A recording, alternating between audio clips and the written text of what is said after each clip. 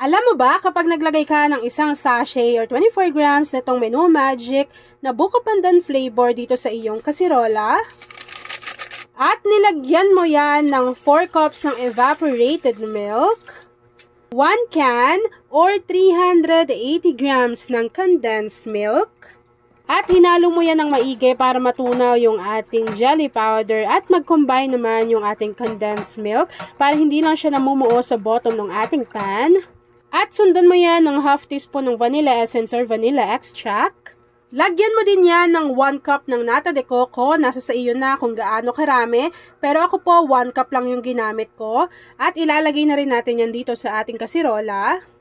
Haluin ulit ito ng maigi bago pwede nyo nang buksan yung apoy sa inyong kalan. At lulutuin lang po natin yung ating mixture over medium to low heat hanggang sa kumulo ito. Eto, hindi talaga to binigay sa akin. Binili ko to sa sarili kong pera. Pero, gustong-gusto ko lagi itong sinishare sa inyo. Kasi, kapag naubusan ako ng gas, talagang dito yung takbuhan ko. Yung mga 11 kilos ko na gas. Ito talaga.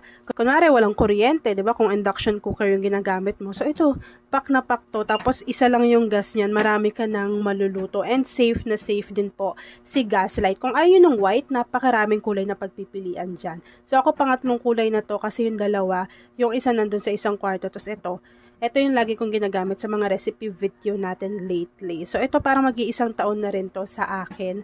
Pero, sobrang tagal ko nang gumagamit ng Gaslight. So, kung gusto nyo rin yan, ilalagay ko yan dyan sa basket o kaya sa ating comment box section para makapagbili na kayo nito na talaga namang matutuwa kayo kasi magagamit nyo po iyan.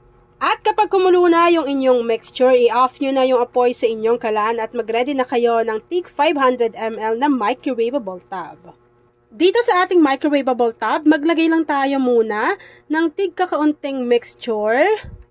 Tapos po, maglalagay tayo dyan ng tig 2 piraso ng graham crackers.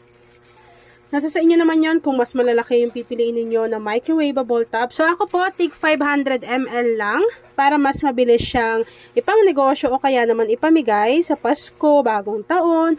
Pwede rin siyang ipang regalo. Kapag nailagay nyo na yung 2 piraso ng graham crackers, maglagay ulit kayo ng mixture at maglagay ulit kayo ng tig 2 piraso nitong graham crackers. Tapos, ganun lang din yung gagawin niyo sa iba pa nating microwavable tub. At kapag lumamig na yan, lagyan nyo lang yan ng keso sa ibabaw. Tapos, pwede nyo na po yang i-enjoy. At ayan na nga mga kakusina, tapos na naman po ang ating easy dessert recipe na Nata Graham Buko Pandan Ref Cake. Kung nagustuhan mo yung ating video, please like and share this video. At kung hindi ka pa nakakapag-subscribe sa ating YouTube channel na Kusina ni Angel, please click subscribe button, click mo na yung notification bell, click all para lagi kang updated sa bawat ina-upload kong mga videos. At kung isa ka din sa buko pandan lover at dessert lover, share mo na yung ating video at mag-comment ka na sa ating comment box section kung taga saan ka nanonood. Yun lang mga kakusina. Thanks for watching and enjoy this video.